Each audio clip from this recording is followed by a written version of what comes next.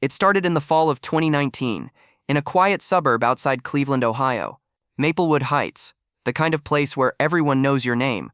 Lawns are mowed on Saturdays, and Friday night football is religion. I was Jake Thompson, 17, junior year at Maplewood High. Not the star quarterback, not the class clown. Just the guy who fixed everyone's computers, skated after school, and spent weekends building Minecraft servers with my little sister Mia. Mia was 11. Then, bright eyes, gap-toothed smile, always wearing my old hoodies that swallowed her. She'd sit on my bed while I edited videos and say things like, "Jakey, when I'm big, I'm gonna make sure you never have to work again. We'll buy a house with a game room just for you." I believed her. She was the only person who made the world feel safe. My best friend was Ryan Caldwell. We'd known each other since kindergarten. Same bus stop, same scraped knees from the playground, same dreams of getting out of this town together.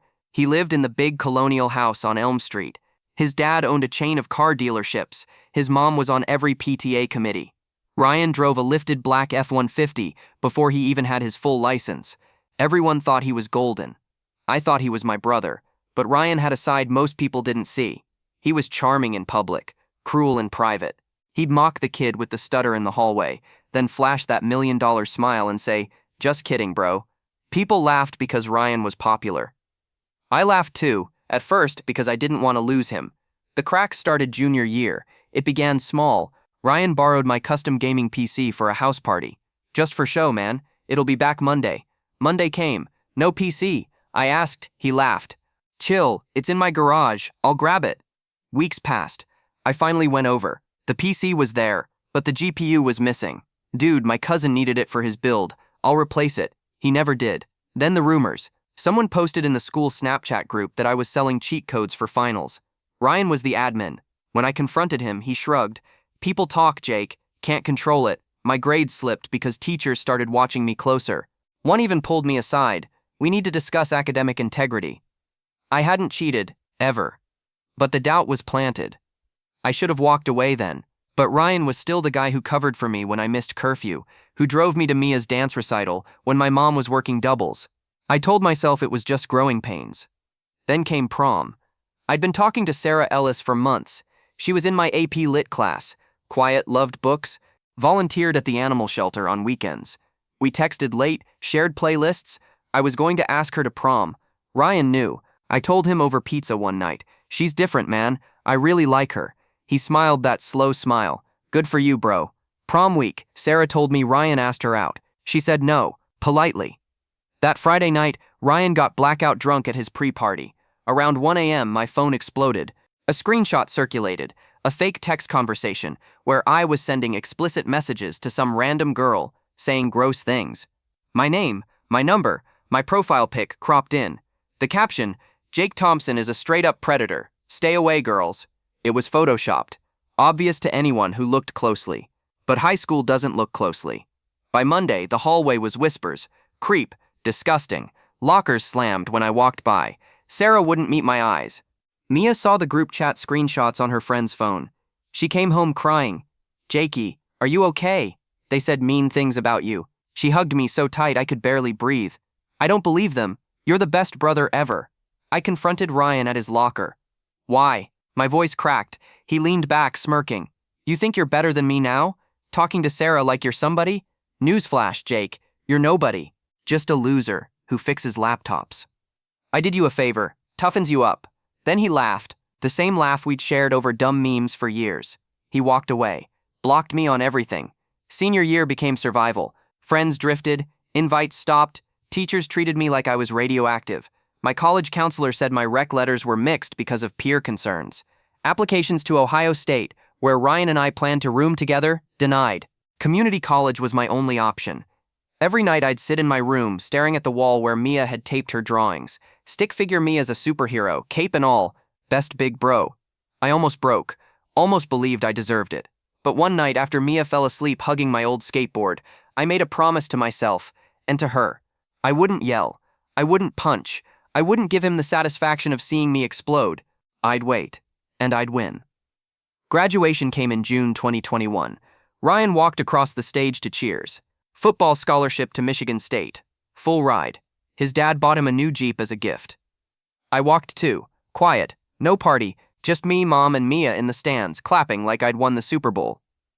That summer, I started community college.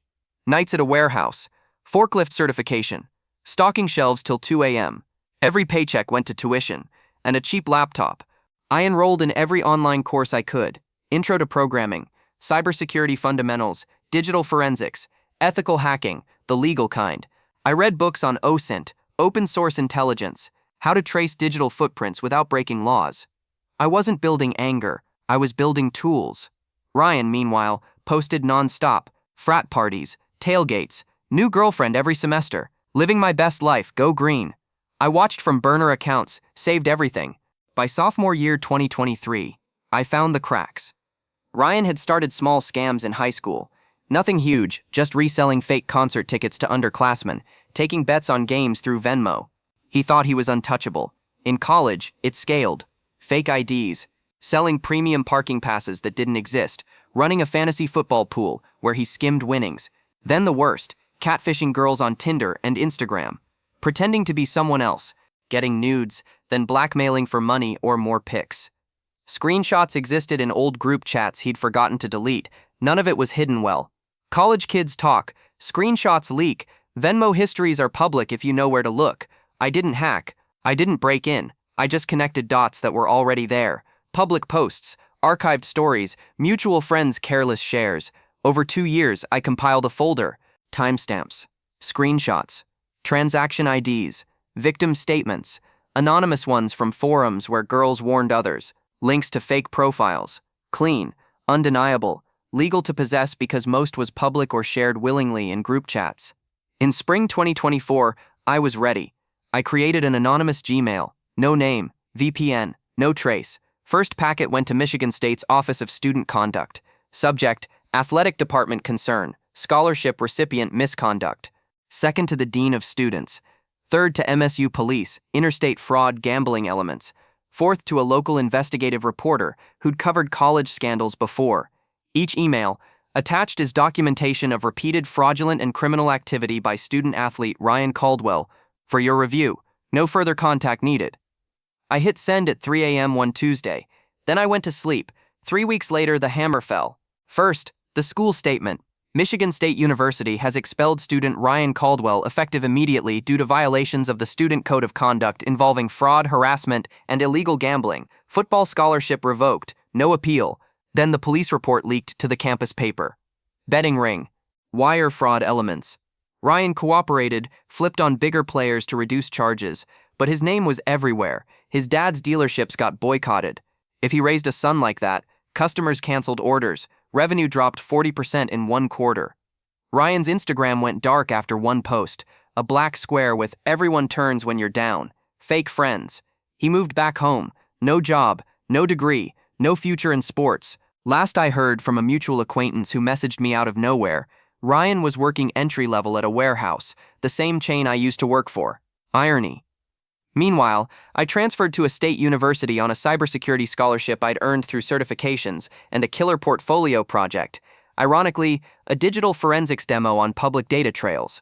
Graduated May 2025. Job offer from a mid-size firm. Ethical hacking team. 6 figures starting. Mia was 16 now. She came to my graduation in the same hoodie she'd stolen from me years ago. She hugged me so hard. "You did it, Jakey. You're my hero." I looked out at the crowd. No Ryan. No old friends who turned away. Just quiet victory. That night, I drove past his old house on Elm Street. Lights were off. For sale sign in the yard. I didn't stop, didn't smile, just kept driving. Because real revenge isn't fireworks. It's silence. It's time. It's watching someone lose everything they stole from you, while you build something better. And when they lie awake at night wondering how it all fell apart, they'll never know it was the quiet kid from Maplewood High who never raised his voice. The end. If this revenge story gave you that satisfying feeling, hit like right now, share it with someone who's been betrayed. Karma needs to spread. Subscribe and turn on the bell for more real payback stories every week. Thanks for watching. See you in the next one.